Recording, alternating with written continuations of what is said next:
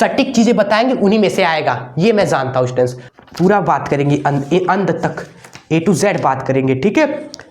तो आइए अब बात करते हैं थोड़ा हिंदी की भी, ठीक है। आपके सब्जेक्ट हिंदी को कैसे फोड़ना है, क्या स्ट्रेटजी होनी चाहिए, कितना टाइम हमें देना चाहिए, इस पर भी बात करेंगे स्टूडेंट्स, ठीक है। चाहे आपके पास 1 महीने बचा हो, 10 दिन भी बचा हो ना, तब भी बहुत काफ़ी है हिंदी के लिए। बस एक स्ट्रैटेजी, एक प्लान जिसको मैंने भी यूज़ किया था, जानना चाहोगे कि मेरा भी कैसा रहा, ठीक है। हिंदी को मैंने कैसे पढ़ा था स्टूडेंट्स, ठीक है। जब मेरा बोर्ड एग्जाम था भाई, वो तो काफ़ी टाइम हो गया, ठीक है, जब से ग्रेजुएशन कर रहे हैं BSc mathematics Banaras Hindu university से, आप सभी जानते होंगे, क्लियर। तो थोड़ा सा अपने बारे में भी बता देंगे स्टूडेंट्स कि कैसे मैंने किया था हिंदी को क्रैक, क्लियर। ज़्यादा टाइम नहीं देना चाहिए। मैं जानता हूँ कि क्लास में भी मैम आती है, पढ़ाती है, कुछ भी नहीं पल्ले पड़ता होगा, या फिर कहानी की तरह लगता होगा और सुन के आप सभी निकाल देते होंगे, क्लियर। ऐसा मेरा भी था भाई, आप सभी जानते हो। मेरा जो 12th था उसमें तो पूरा मैंने IIT JEE की तैयारी की थी। स्टार्ट करते, अब रुका नहीं जा रहा। IIT JEE की दोस्तों मैंने पूरी तैयारी की थी 12th तक, पूरी, नो बोर्ड्स नो कुछ भी नहीं भाई। अब लास्ट में जब बोर्ड आया तो बोर्ड पर के लिए दोस्तों केवल 1-2 महीने ही मैंने दिए थे पूरे फिजिक्स केमिस्ट्री के लिए, हर एक चीज़ के लिए। और हिंदी के लिए बस 10 दिन ही काफ़ी थे, हिंदी के लिए 10 दिन ही काफ़ी थे स्टूडेंट्स। आपके पास तो 30 दिन बचा है, अरे 30 दिन क्या, उससे भी ज़्यादा दिन बचे हैं ना, है। तो टाइम ही टाइम है, बस थोड़ा सा टाइम निकालना है। और इस प्लान को जो हम आपको बताएंगे उसको फॉलो करिएगा, और हम भी आपके साथ हैं, तो और भी अच्छे तरीके से आप फोड़िएगा हिंदी में, क्लियर। और मेरे बात करें तो स्टूडेंट्स मेरे 91 आउट ऑफ 100 थे। और अपनी दोस्तों एक इंटरेस्टिंग बात भी आपको बतानी है कि क्यों ऐसा हुआ। 95+ प्लान मेरा था भाई, लेकिन एक मिस्टेक 91 रह गया। आपको वही मिस्टेक नहीं करना है। आइए हम आपको बताते हैं पूरी चीज़ें समझते हैं। 10 मिनट प्लीज़ देखिएगा। सबसे पहले ये जानना जरूरी है कि एग्ज़ाम में आता क्या है, हिंदी में क्या रहता है। सबसे पहला पेपर होता है और सामान्य एकदम आसान सा पेपर होता है, और उसको पहले समझते हैं कि आता क्या है, कहाँ से क्वेश्चंस बनते हैं आपकी बुक में से। देखिए इसको डिवाइड करते हैं भाई। देखिए सबसे फर्स्ट जो आपका गद्य पाठ है वो सेकंड पे हम लिखते हैं स्टूडेंट्स पद, जो आपके पग पाठ है, ठीक है वो। और उसके बाद सवाल आता है आपका व्याकरण से, उसके बाद स्टूडेंट्स आपका आता है संस्कृत से क्या क्या आता है, कैसे पढ़ रहा है, इन सभी चीज़ों को अभी डिस्कस करेंगे। गद्य, पग, व्याकरण और संस्कृत को थोड़ा और आगे लिखते हैं, जिससे सब चीज़ आपका क्लियर हो जाए एक सिंगल बोर्ड में। संस्कृत। आइए सबसे पहले बात करते हैं भैया गद्य की। 100 नंबर का पेपर होता है आपका, ये तो आप जानते होंगे। 100 नंबर के होते हैं हमारे पेपर हिंदी का आपका, क्लियर। तो देखिए सबसे पहले गद्य से क्या आता है। गद्य से स्टूडेंट्स 5 ऑब्जेक्टिव क्वेश्चन रहते हैं, ठीक है। क्या होता है, 5 MCQs होता है, MCQs। और पग से भी स्टूडेंट्स आपके 5 MCQ होते हैं सबसे पहले पेपर में,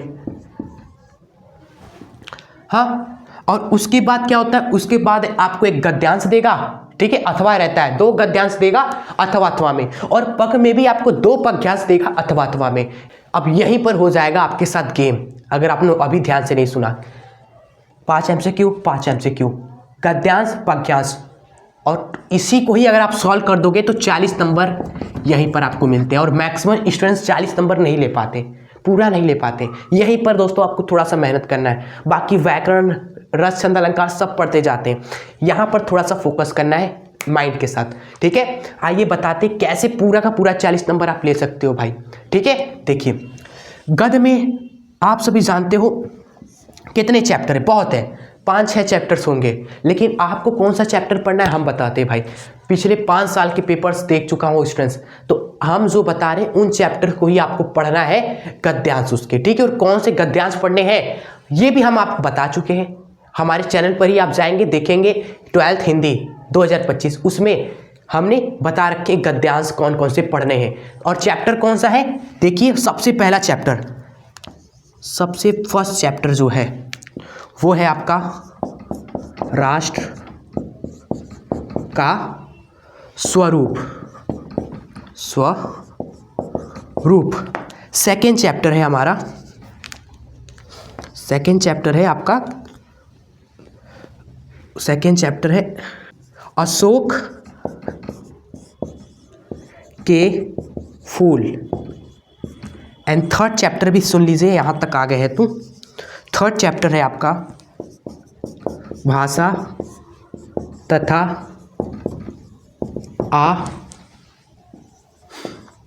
आधुनिकता। ठीक है, तो अभी हमने केवल बात की कि इन 3 चैप्टर के आपको गद्यांश पढ़ने हैं अच्छे से। भाई एग्जाम में गद्यांश आए तो आपके हाथ नहीं रुकने चाहिए, देखे तो तुरंत आपको लगे कि नहीं ये मैंने पढ़ रखा है। ठीक है, एक तो आप कर ही ले जाओगे अगर आप इन तीनों चैप्टर के अगर 4 इसके 4 इसके 4 इसके 12 10 से 12 गद्यांश आपको अच्छे से पढ़ने हैं। क्लियर, उससे रिलेटेड सारे इंपॉर्टेंट क्वेश्चन जो 5 पूछे जाते हैं ना उसको सॉल्व करना है उस गद्यांश से रिलेटेड। ठीक है स्टूडेंट्स, चलिए ये आपको करना है जरूर से इन 3 चैप्टर में। अब बात करते हैं इसकी भाई। ठीक है, अभी एमसीक्यू पर भी आएंगे, डोंट वरी, इसलिए कहा है कि थोड़ा सा पेशेंस रखिए, अभी बहुत चीज़ बात करनी है। जीवन परिचय क्या पढ़ना चाहिए, मेरी क्या गलती थी स्टूडेंट्स, ठीक है सब बताते हैं। पद की बात कर लेते हैं, कौन कौन से पद में आपके चैप्टर्स हैं। बहुत सारे चैप्टर्स आपको दिखेंगे, लेकिन पद में स्टूडेंट्स आपके हम बता रहे हैं सेलेक्टेड चैप्टर्स, उन्हीं को अच्छे से पढ़ना है। तो सेलेक्टेड चैप्टर सबसे पहला आपका सबसे पहला पवन द्योतिका। ठीक है, उसके बाद आपका है केकई का अनुतप। ठीक है, केकई का अनुतप। क्लियर, एंड थर्ड है इसके बाद स्टूडेंट्स देखिए अच्छे तरीके से बता नोट करिएगा साथ साथ, नौका विहार। और एक श्रद्धा मनु चैप्टर भी है स्टूडेंट्स। ठीक है, इसी में श्रद्धा मनु भी हमारा इंपॉर्टेंट है, श्रद्धा मनु। ठीक है, ये दोस्तों इंपॉर्टेंट है, श्रद्धा मनु, ये 3 बहुत ही ज़्यादा इंपॉर्टेंट है। उसके बाद नौका विहार हमें पढ़ना है। क्लियर स्टूडेंट्स, याद रहेगा ये चैप्टर्स के नाम और इसके महत्वपूर्ण पद्यांश अगर आप कहेंगे तो हम बता देंगे। क्लियर, या फिर क्वेश्चंस बैंक में भी आप देखोगे बहुत सारे इंपॉर्टेंट पद्यांश लिखे रहते हैं, उसमें आप उससे भी पढ़ सकते हो। क्लियर, अगर आप हमसे कहेंगे तो हम क्वेश्चंस बैंक पे बिल्कुल भरोसा नहीं करते, हम डायरेक्ट स्टूडेंट से जो प्रीवियस ईयर के पेपर्स जितने भी सारे होते हैं 7-8 पूरे रिसर्च करते हैं, उसी को देखकर हम आपको क्वेश्चंस बताते हैं। क्लियर, क्योंकि क्वेश्चंस बैंक भी कहाँ से बनाए, पेपर्स को ही देखकर बनाए ना, तो डायरेक्ट पेपर्स को ही हम देखते हैं। क्लियर, चलिए हाँ, तो ये हुआ आपका। अब बात करते हैं एमसीक्यूज। एमसीक्यूज पर आपको आना है लास्ट में ना, आपको जीवन परिचय पे बात करेंगे अब हम स्टूडेंट्स। ठीक है, अभी हम इन्हीं दोनों की चर्चा कर रहे हैं। हमने बताया आपको चैप्टर्स गद्य पद के लिए। ठीक है, 10 नंबर के बात यहाँ से होगी, 10 नंबर यहाँ से, 10 नंबर आपका यहाँ से। ठीक है, उसके बाद जीवन परिचय जो कि दोनों चैप्टर से आते हैं। क्लियर, अब इसी में ही दोस्तों मिस्टेक हो जाती है बच्चों से। क्लियर, अभी बताते हैं कौन कौन से कवि लेखक का को जीवन परिचय पढ़ना है, यहाँ पर आप नोट बना लीजिएगा। जो आपका गद्य है, गद्य से आपके लेखक का पूछता है जीवन परिचय और साहित्यिक परिचय दोनों, और रचना भी लिखना है आपको। गद्य से स्टूडेंट्स आप 3 लेखक का जीवन परिचय साहित्यिक परिचय पढ़िएगा। क्लियर, आपको जो भी अच्छा लगे, 3 कंपलसरी है जरूर से। ठीक है स्टूडेंट्स, अब 3 कैसे कॉम्बिनेशन बनाए, 3 का कैसे कॉम्बिनेशन बनाए देखिए हम बता देते हैं बुक्स की हेल्प से। जैसे देखिए यहाँ पर गद्य में सबसे पहले वासुदेव शरण अग्रवाल है ना, उनका पढ़ लीजिएगा। उसके बाद हजारी प्रसाद द्विवेदी का, और उसके बाद प्रो जी सुंदर रेड्डी। ये 3 हमने बता दिया। इसी तरह स्टूडेंट्स आप आएंगे पग में भी। क्लियर, पग में भी आपको जाना है, और इसमें भी आपको 3 कवि दिखेंगे। 3 कवियों का आपको पढ़ लेना है, जीवन परिचय, साहित्यिक परिचय, रचना। ठीक है, और कवि भी हम बता देते हैं स्टूडेंट्स, आप नोट कर लीजिएगा मेरे साथ। ठीक है, जेन्युइन बातें होती है यहाँ पर। क्लियर, जो आपके एग्जाम के लिए एकदम सटीक रणनीति आपको बता रहे हैं, जिसको अगर आप फॉलो करेंगे, टाइम देंगे 1 महीने 10 दिन, अच्छे से फोड़ कराएंगे एग्जाम में। ठीक है, ये मेरा वादा है आपसे। पूरा बात करेंगे अंत तक A to Z बात करेंगे, ठीक है।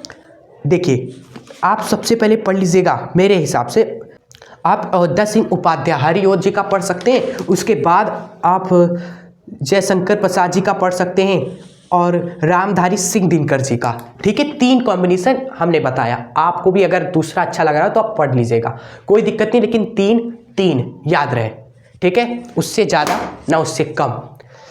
चलिए उसके बाद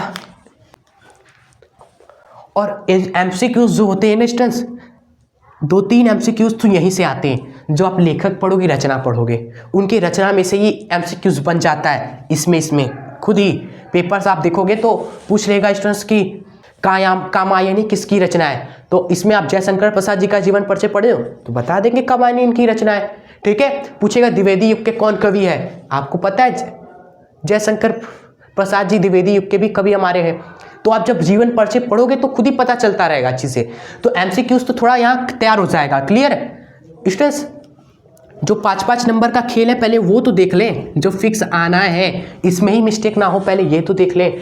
एमसीक्यूज वगैरह तो स्टूडेंट्स आप लास्ट में भी देख सकते हो, एग्जाम से जाने से पहले बुक्स में ही एमसीक्यूज रहते हैं, उनको ही पढ़ना है भाई। इधर उधर जो भी एमसीक्यूज बताए उनको छोड़िए, बुक्स में देखिए, कम टाइम में आप खटाखट एमसीक्यूज देखोगे, सॉल्व करोगे, टाइम बर्बाद नहीं होगा भाई। 10 मिनट बहुत इंपॉर्टेंट है, जो आप वीडियोस देखकर, अगर हम ही वीडियो बनाए एमसीक्यूज महत्वपूर्ण एमसीक्यूज भाई बुक्स में खुद ही है, आप खटाखट देखिए, ऑप्शंस को देखिए जो 2024-23 में पूछे गए क्वेश्चंस बैंक में, तो एमसीक्यूज वहां से पढ़ लीजिए। जरूरी जो है हम बता रहे हैं आपको रिसर्च करके, हाँ, कि कौन कौन से चैप्टर के गद्यांश से पद्यांश से इंपॉर्टेंट, वो आपको हम बताएंगे जरूर।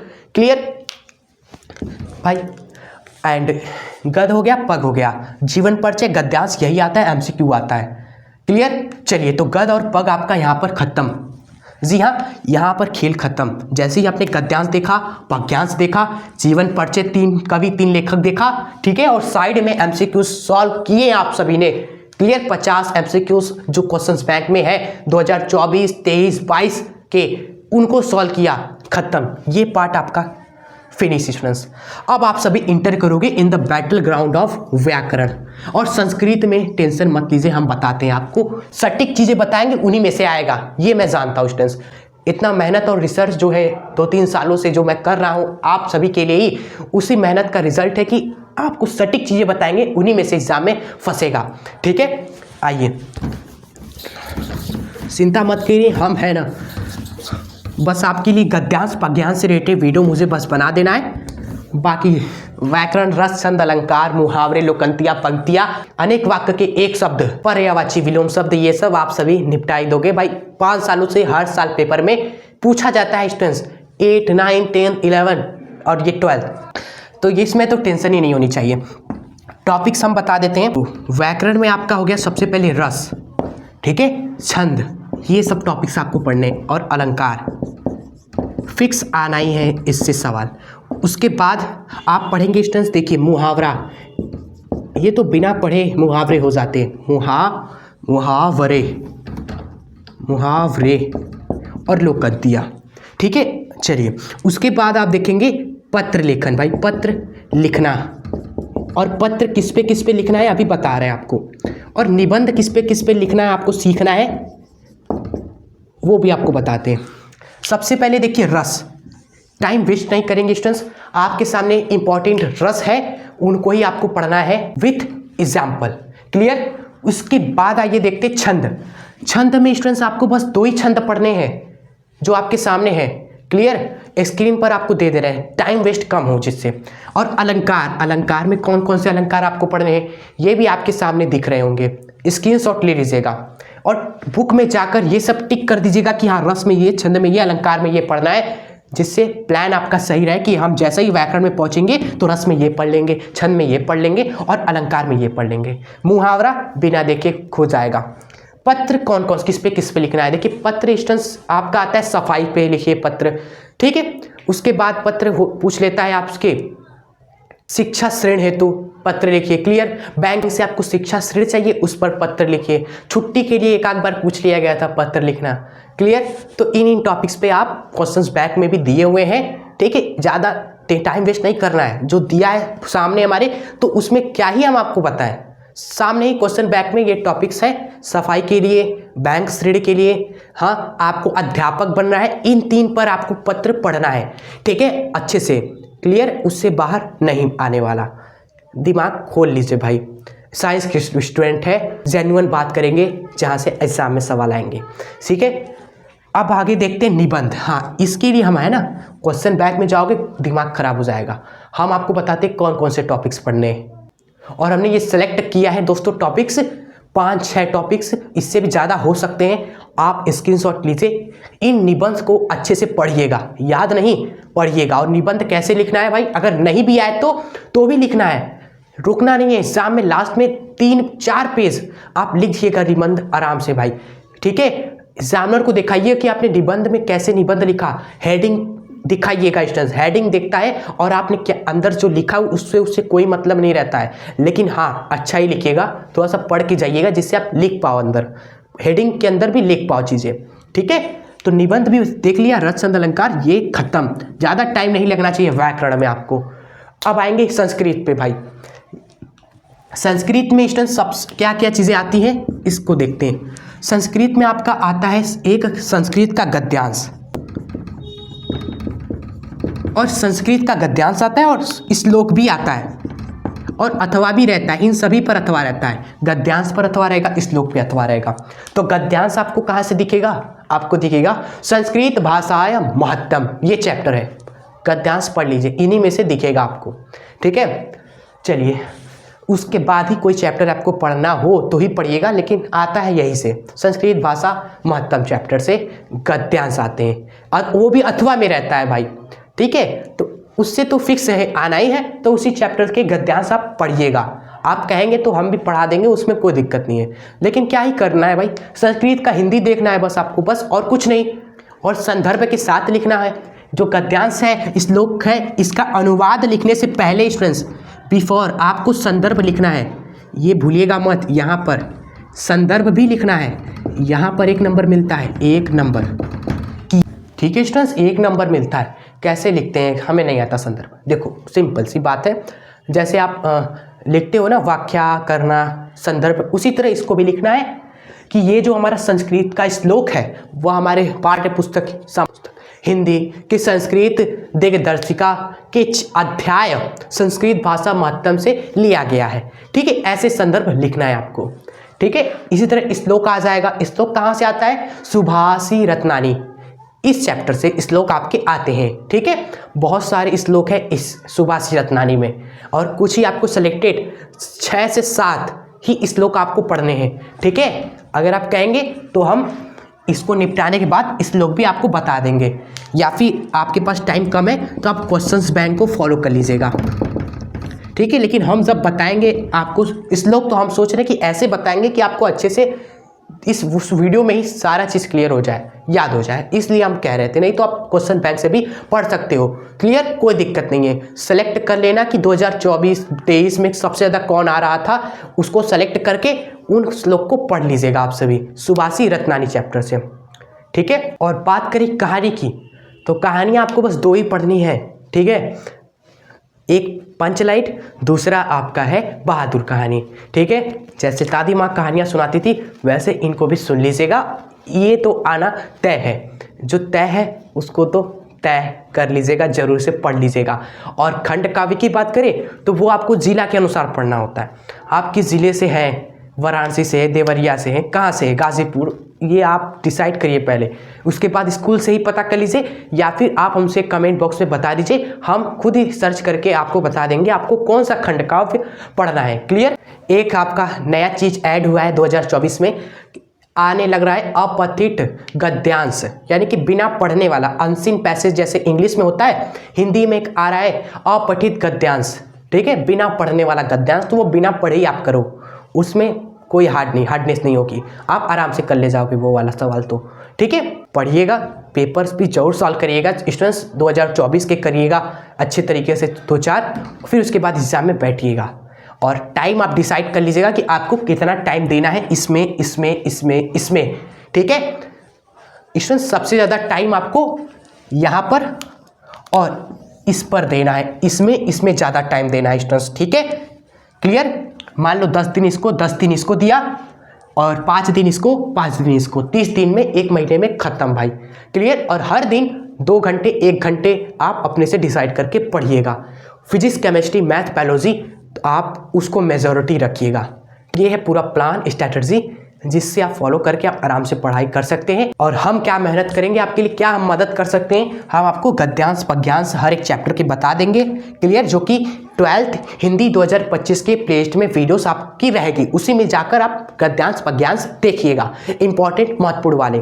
ठीक है। और श्लोक वगैरह ये सब चीज़ भी हम उसी में ही आपको बता देंगे। बाकी ये आप क्वेश्चन बैंक से देख लीजिएगा, स्मार्ट बनिए, हर एक चीज़ के लिए वीडियोस नहीं देखनी है आपको। ठीक है। हिंदी है सामान्य हिंदी, इजी हिंदी, आप निपटा देंगे, हम जानते हैं। और MCQs वगैरह आप बुक से सॉल्व करिएगा।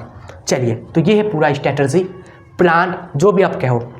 तो कैसी रही स्टूडेंट्स आज की वीडियो, आप कमेंट में जरूर बताइएगा। और ये प्लान अगर आपको अच्छा लगा, वीडियो को लाइक जरूर करिएगा स्टूडेंट्स। ठीक है। और सब्सक्राइब करके दिल से कनेक्ट हो जाए, जिससे आगे आने वाली महत्वपूर्ण वीडियोस आपसे मिस ना हो भाई।